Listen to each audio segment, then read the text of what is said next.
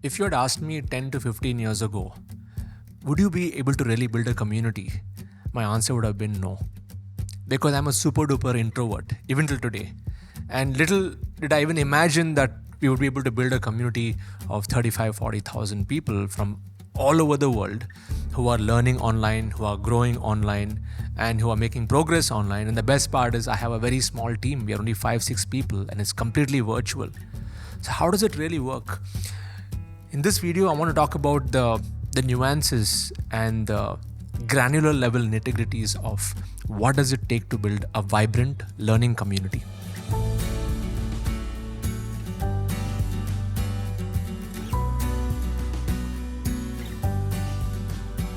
A community that is aligned in vision, that's aligned in values, and a community that is loyal, that is focused, which is progressive, positive, and a community that's very infectious, that really helps others also get on the bandwagon to move forward and make progress in their lives. You see, today a lot of people use the word community in a very loose way. They may just have some people who have bought their products and they use the word community.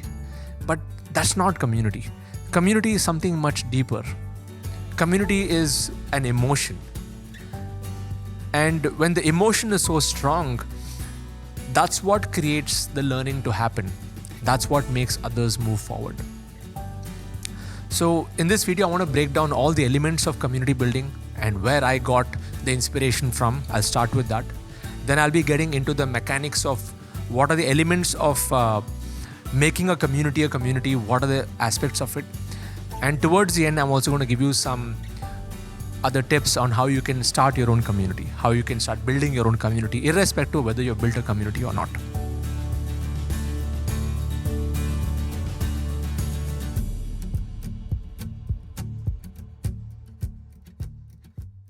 So let's go back to where I got this bug of community building.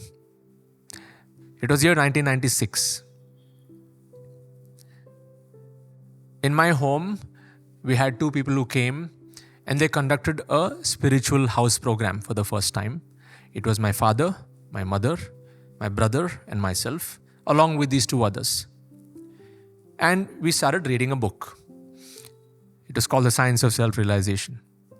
We read a paragraph, and then we would discuss. And there was a process that I learned at that point. It was called DUA. D stands for discovery, U stands for understanding, A stands for application. So we would read a paragraph, then we would discover something, then we would understand that, so we would discuss and share ideas, and then we would also discuss about how we can apply that into our lives. It started like that. And then slowly we had 5, 6 people join that house program, that group. It became 20, 30 people. And it came to a point where those people who had come, their kids also started to come for that house program. So I started a separate class only for the kids. We were like 10, 11-year-olds. And we were reading the Krishna book and reading about his pastimes. And it was, so my journey of community building and facilitation started at age 10. I did not know about that. When I reflect back, I'm able to think back.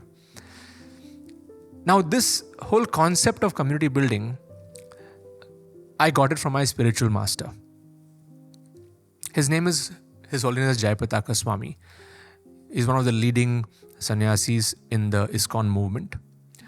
And he, along with many others, they built a very vibrant community in a town called Mayapur, which is 3 to 4 hours from Kolkata. So when I was a small kid, as I was growing up, every year during my summer holidays, I would go to the city. Small town, it is completely like a spiritual city. And I would see people from all different parts of the world. We had Americans, we had Russians, we had Japanese, Chinese, Indians, North, South, East, West, all of us coming together for a common vision, purpose. We would pray together, we would dance together, we would have prasad together. And my upbringing as a child were these influences, where I truly understood the concept of unity in diversity. I understood what is really community. And of course, there were other aspects to the community as well. There are two sides to the coin. On one side, we had all the positives. On the other side, we had other negatives, power struggles, leaders who wanted a position, people who did not like each other, people who did not get along with each other. All of that came with the movement. So growing up in a congregation, I understood the power of community as I was growing up. And then later on, when I got into the music industry, it was a completely different world, a different community altogether. So when I came to Chennai, when I was doing my sound engineering over here, again, in my class, we had people from all different backgrounds, all different cultures, from different parts of the world. And it was such a tight-knit group of friends that we had. And I understood, even in music, there are so many sub-communities. My wife, she's a Carnatic musician. I know the Carnatic world is a community of its own. I was in the house music world, in the electronic music world, and I saw there's an amazing community over there. I was also in the rock music space. I used to play in my school bands, and there were so many communities where so much into the rock music itself. So I understood that any community that is tight-knitted, whether it's a spiritual community, a musical community, or a business community, there are some attributes that are common to all of them. And I've analyzed all these different community models over the years. So after music, I got into business communities. I was a part of BNI, which is known as Business Network International. It was a referral network where you can give business to each other. And for 5 years, I learned some of the core principles of a business community based on the principles of giver's gain. The more you give, the more you receive. Again, back to the concept of karma and what goes around comes around. I learned a lot of those principles in the Business Network International. And I was also able to understand, even within the business networks, how people would operate. Some would get along with each other, some would not get along with each other. There were many subgroups formed within the main group. Now, all of these things are a part of our human nature and how we evolve and how we connect with our fellow human beings. And then I also got into marketing communities. I started to sell products. I was in network marketing for a few years. I learned a lot about self-development over there. And I also learned to face rejections, because when I would go and ask people to buy a product and they would say no, I would face rejections. And I learned so much. And that was in my early 20s. So when I analyzed all these different types of communities, spiritual communities, music communities, business communities, marketing communities, I decided to put together a system where I want to take the best elements from all these communities. And the elements that were not so good in these communities, I decided to create systems to overcome that. So I want to take the best and find ways on how those problems would not happen. And usually, if you see, the problems that would normally happen in communities are power struggles, where leaders would want to take control of their groups, misalignment between leaders, where they lose focus on the bigger purpose, and also some other struggles where the processes and the systems and the rituals and the habits are not so strong, where the community disintegrates and they implode. So there's no strong value system in the community. When the value systems are not strong, it implodes. So that was my background on from where all I have learned community building through my practical personal experience. So when I started the Internet Lifestyle Hub in the year 2018, I thought, let me create something where I bring in all the best elements of all of them. So now I'm going to decode the elements. The first element to building a thriving community is there has to be a purpose for the community. If you look at all the communities that I've been a part of, there's a common vision, a common purpose, a common mission that everybody's looking at. Okay? And when people lose focus on the mission is where the problems actually begin. So the first attribute of a vibrant learning community is having a clear purpose and mission for the community. So for example, in ILH, when I started the Internet Lifestyle Hub, I was very clear that I want to reignite and rebuild that spirit of Nalanda that used to be there many thousands of years ago. So Nalanda University was the wisdom capital of the world. Of course, there was Takshila, there was Nadia, there were many other universities. Even down south, we had so many learning centers where people would come from all parts of the world and learn. But Nalanda specifically, it had more than 2,000 teachers and 10,000 students. And they would teach all kinds of disciplines, and people from all religious backgrounds would also come and learn. And they would debate and also argue, but for the sake of the truth. or discovering the truth. It was not about fighting with each other for the sake of fighting with each other, saying that I'm better than you. It was never from that space. So when I was analyzing these different learning ecosystems, I came to understand that ecosystem that thrived so many years. In fact, Nalanda, I think, survived 3-4 centuries they grew. And it was one of the biggest learning institutions in the world. So the reason it survived so many centuries is because of the common vision, common purpose. So I thought, why not incorporate that as an idea in my community right from the beginning? The second attribute of a learning community is the element of gamification. Now, what do I mean by gamification? Is even when I started my spiritual journey and going through, those house programs that I said in 1996, there was an inbuilt gamification in my spiritual path.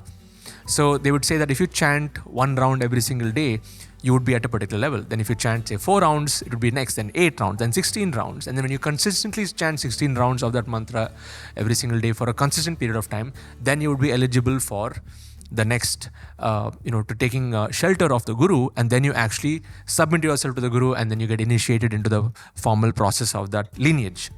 So, and even if you look at in our country, let's say in India, right, there is a gamification, and many of you do not know this. We have the Padma Bhushan Awards, you have the Padma Vibhushan Awards, you have the Bharat Ratna Awards. All of these are a part of the gamification of the country to inspire every citizen to be the best and to do the best and to contribute to the world. So I understood that to build a vibrant community, there has to be some kind of a gamification and different kinds of levels. So then I designed this. I said, if anyone is coming to the community, the first thing is they need to get an award for completing tasks. So I do something called as a hackathon. So if people complete all those tasks in 3 months, and when they launch their business, they get a Freedom Finisher award. And then the next milestone is a result-based award. By them implementing my system, if they are able to achieve a result, in my case, 3 lakhs, if they achieve in revenue, I give them something called as a Hall of Fame award. And we've given hundreds of these awards over the years. And then from there, we have one more level, which is like a superstar award. We give the 1 crore champion, and now we're giving the 100K award, the 1 million award. Those have crossed $1 million. And at this point, as I'm recording this video, we have given more than 35 10 crore champion awards, which is amazing. So when people get into the community, they're entering a game where learning becomes the outcome. I'm going to repeat that. When people enter your community, you should invite them to a game where learning becomes the outcome, and that's what makes them move forward and make progress. So the second element of community building is to have gamification where it's activity-based, result-based, and a superstar award that you give. Now the third attribute of a vibrant learning community are rituals. Just like in my spiritual organization or even my business organization, we had specific rituals. We would do specific things on a specific day and the habits that everybody would follow. So I took those ideas from my spiritual movement. In our spiritual movement, we had an ABCD ritual. So A stands for association. You would associate with people within the community. B stands for books. We would read all the scriptures regularly. C stands for chanting. We would chant the mantra every single day. And D stands for diet. We would only eat food that was offered to the Lord. So we had this spiritual practice, and I follow this even till today. I thought, okay, why not I incorporate some kind of ritual which is applicable for everybody who's coming in? Because when you're building a learning community, people are going to be coming from all different backgrounds, different religions, different cultures, different paths, different processes. And you need to be very inclusive when you're building a learning community. So I incorporated 3-4 rituals. Number one is anybody who comes into our community, they need to write their goals every single day. 2 pages of goals. That's the first. Second ritual is everybody needs to listen to this audio called The Strangest Secret in the World. It's by Earl Nightingale. It's a 1956 audio. Amazing audio. In 30 minutes, people understand the power of the mind. The third ritual that I get everybody to incorporate in our community is, besides listening to the audio, they need to listen to their own affirmations. They got to read their own affirmations. And these affirmations actually help them reprogram their mind. And it's so simple that even if somebody has no experience, they listen to this, they do this every single day. And before they know it, within 3-4 months, they're completely rewiring their internal system. So that's the rituals part. And besides that, we also have other rituals where we meet every single week. They ask me questions and many other things. The fourth attribute of a community is the vocabulary. The words that you use in a community. So in our community calls, everybody types MPTY. For a new person, they're like, what is this MPTY? MPTY is more power to you. Okay. So when anyone comes in, they greet each other with that way, or anyone has made any achievement, we use some vocabulary like that. And I use a lot of other words like BIO, bring it on, BO, bulb on, if they're learning something new. So I created my own vocabulary or my own set of words, where now many people are using those same kind of words in other communities, where now people are able to identify, okay, they're a part of this community. And I again got this idea from my spiritual community. So we would greet each other in a particular way. We would use specific words in our spiritual communities that only we would be able to understand. So when you're able to create an identity-based tribe where people are able to identify that through the language that they are a part of the tribe, there's a sense of belonging that is there. And finally, the fifth attribute of a vibrant learning community is the way that you nurture your community. Because if you're not nourishing and nurturing the members of your community, online and offline, they will leave. And even though you nurture, there will still be people who leave where life takes over. But still, when you show up and when you're doing that consistently, people will come back. So in my community right now, people are coming back after 4 years, after 5 years. They've been attending my calls. So what are the nurturing elements? The first thing is what I call as the inner circle call. Every Thursday, I do an inner circle call where people come into that call. I answer questions. I reiterate on what is our mission. I give them clarity to go out and do whatever work that they're supposed to do and give them all the actions. The second call that I do is the hackathons. So the hackathons are an action-oriented call where I nurture them, I teach them for 1 hour and I make them implement for 1 hour. It's more like an implementation call. So the hackathon is to help my community members build skills, and the inner circle call is to help the community members build faith in themselves, faith in the system, faith in the mentor, and faith in the process. And these two are very critical elements to community building. And besides this, every 6 months, I do live events. Because online we can do only so much, but when they come to a live physical room, which I do in Chennai in Leela Palace, every 6 months we have our Freedom Business Retreat, Freedom Champions Retreat, we have 800,000 people in the room, we meet every 6 months. When they come and meet each other, it's pure magic. And then there, in that retreat, I share different success stories of people. All the students who have achieved different kind of results. And in that live retreat, I give awards. And we have different kinds of awards. The Hall of Fame Award, the Diamond Club Award, the 1 crore champion award, the 10 crore champion award, the 20 crore champion award. We have all these different awards. So when new people come into these events, they're like blown away. And they say, next event, I'm going to be coming to receive an award. So they are so tight into the community, and these events inspire them to a whole different level that they are not only loyal to the community, they are so dedicated to the process, and they actually end up getting results. So now that you've understood what are the attributes of building a vibrant learning community, let me close this by telling you why this is important. See, today we're living in a world which is so connected. Digitally, anyone can message anybody in any part of the world. We have WhatsApp, we have social media and everything else. But in such a connected world, the sad truth is people are so disconnected with themselves. The biggest epidemic right now is loneliness. If you look at the teenagers and you look at even the adults, most of them are going through loneliness. And mental health issues are on the rise. And according to me, I feel that the only tangible solution to this problem is these vibrant learning communities. Like today, when people attend my calls, a lot of them say that, I'm getting a lot of knowledge, that's fine, but I feel at home over here. I feel that I can be heard over here. I feel I'm in a space where I'm not judged. And giving that kind of an environment is priceless today. Because everywhere you go outside in the world, people are judging you left, right, and center. And when people can find a safe space, an oasis, a safe haven where they can go to, where they can learn, they can express, they can share their ideas in a non-judgmental space, that's where transformation happens. So the reason why I want to inspire you to build a community like Nalanda, like Takshila, like all these different learning hubs that used to be there. But just that now it has been, the new avatar now is creating your own digital hub and you can have physical experiences. The reason I'm inspiring you that right now through this video is because this is needed in the world. With AI growing on one side and technology booming on one side, The world is going super fast. AI is making our life easier. AI is our co-pilot in many ways. It's a teammate. AI is a teammate that can make our life easy in so many ways in terms of generating content, scripting stuff, planning our day, analyzing our life. It can give us so many suggestions. AI is fantastic.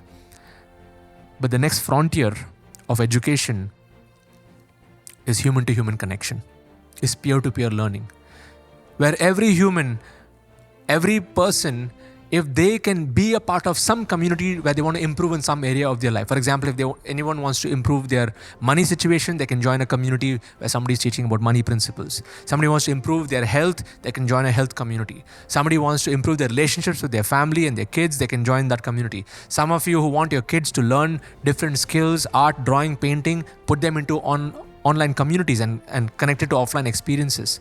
There are so many ways. In fact, I have students who are doing massive online trainings completely online.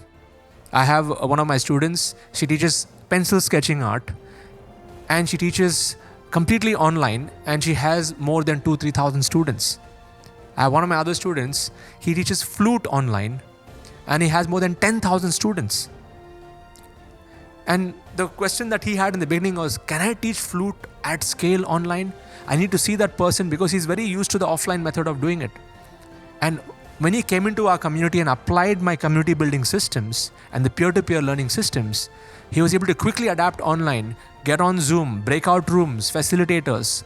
And that's another thing about community building is when you empower your top students to teach other students, that really takes the load off your back. You don't have to be a superstar. So we have many examples like this in our community of people who are teaching all different topics by building their own vibrant learning communities. So here are the steps for you to start building your community. Step number 1, I would like you to click the link in my description and join my community to see exactly how I'm building it. Step number 2, find your niche and design your curriculum and put it all into action in the next 90 days. Step number 3, by you getting feedback from other people and by you doing one-to-ones with many others who are interested in the topic that you want to teach, take their feedback and improve your community. In the next 12 months, I want to see you build a community of at least 500 to 1,000 people, which is very easy to do in today's day and age. And by you doing that, you're not only going to be improving yourself as a person, but you're going to be helping many others. And according to me, the best way to learn is to teach. Because think about it, when you read a book just for yourself, yes, you will learn something. But when you read that same book to teach it to others, your focus and attention is going to be much higher. And by you teaching it to others, you're going to imbibe that knowledge on a much deeper level. So the best way to learn is to teach, and the best way to grow is to build a community. I'll see you in the next video.